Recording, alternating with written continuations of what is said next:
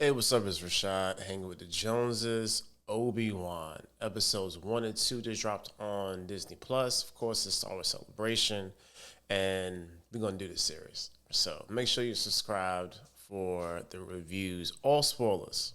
You can't talk about a thing unless you talk about the thing. This series starts off in a way that we would suspect. So we have Obi-Wan on Tatooine in the desert. My bad. This episode starts off with Order 66, another point of view from a Jedi who was training some younglings who ends up trying to defend them. And of course, she ends up dying. So Order 66 still sad. Doing very desert stuff. We got the locals there.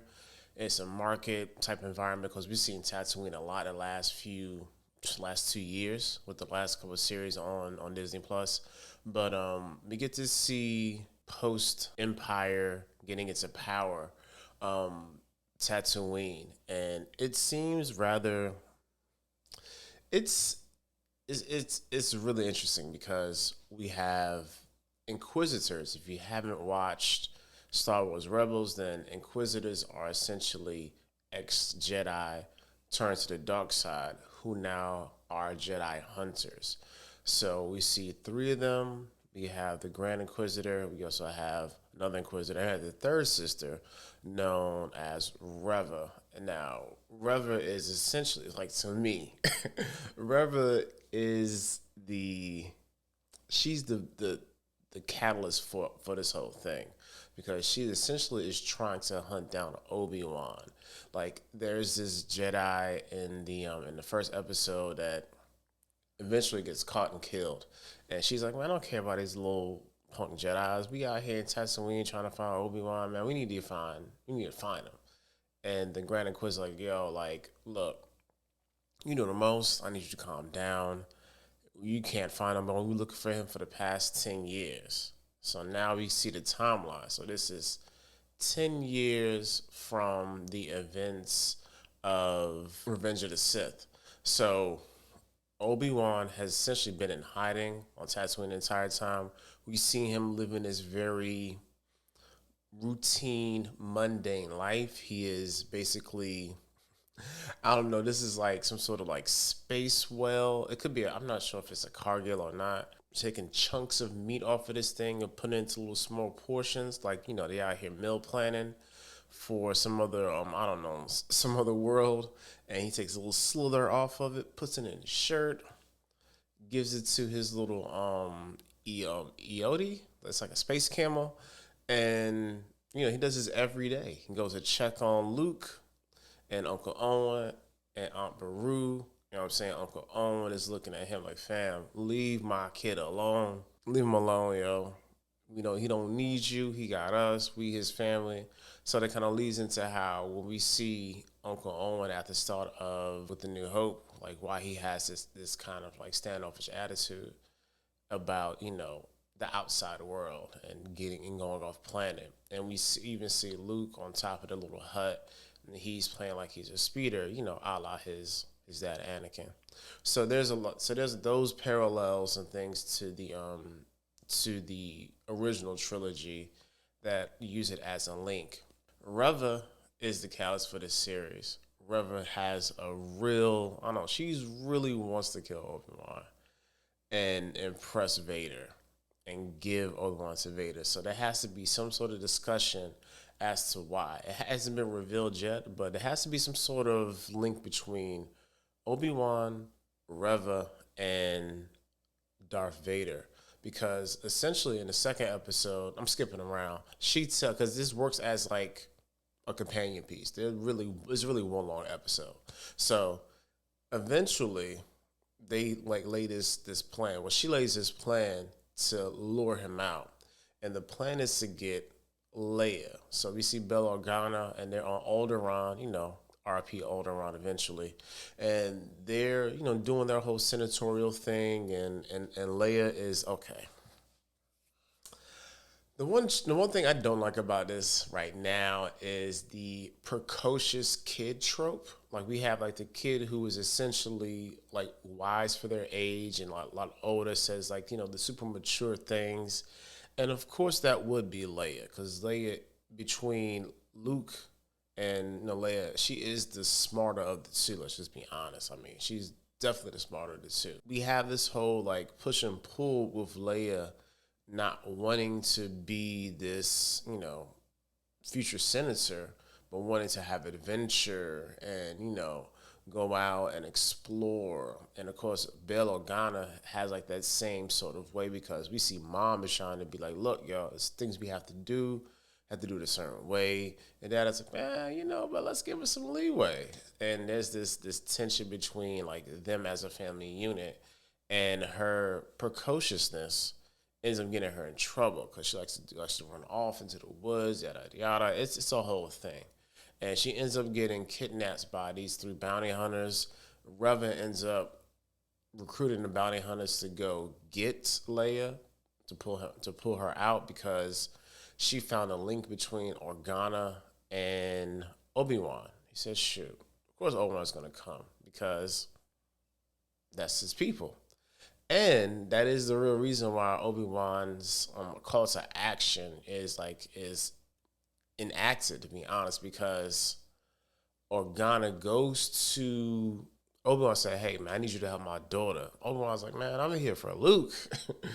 Obi-Wan's like, man, my daughter's just as important as Luke is.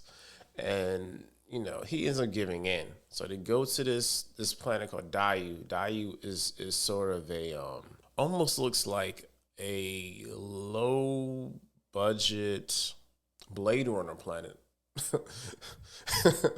Aesthetically, there's a lot of neon lights and it's run down. People are, scavenging and hustling and just trying to get by.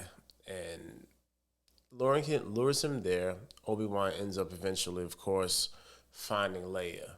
And this is another thing I don't like. I just don't like about the precocious kid trope is she has this like blatant dishonesty, and basically she tells him like, look, like the more you try to hide, the less effective that is. Essentially, ends up getting her and trying to get through the city, trying to get to the port.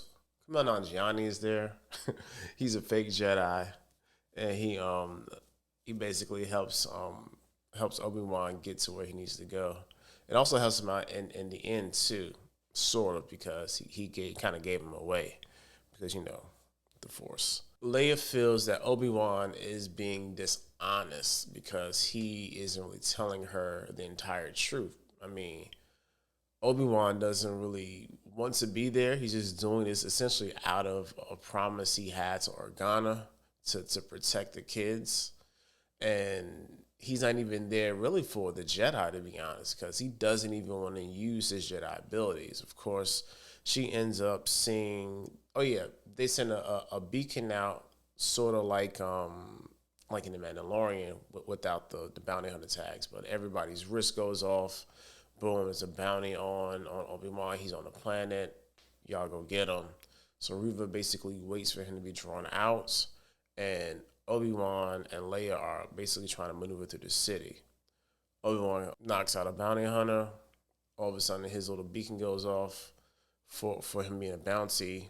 Leia sees it. Leia freaks out. Leia runs away. Like, that's the most annoying part. Like, I just, me personally, I don't like that trope, because to me, it's so played. So now we got to see Leia running around the city and jumping from building to building, and then her stupid behind tries to jump from an even larger gap between two buildings. She does not get even in the middle of those two buildings before falling, grabs a wire. Obi-Wan ends up saving her life using the Force. Again, this is why I said the most interesting part of this actual episode is the relationship between the Inquisitors.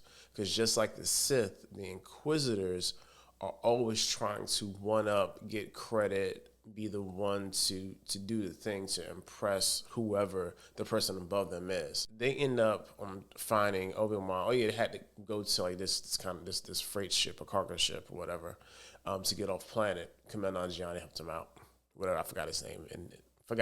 Anyway, he helps him out. Reva traps Obi-Wan there Tells Leia to go and get on the ship. Don't wait for me if I don't come back.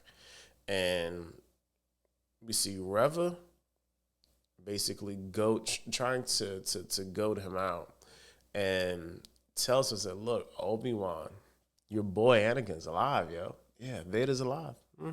That's your boy. You know, he feels a certain type of way about it.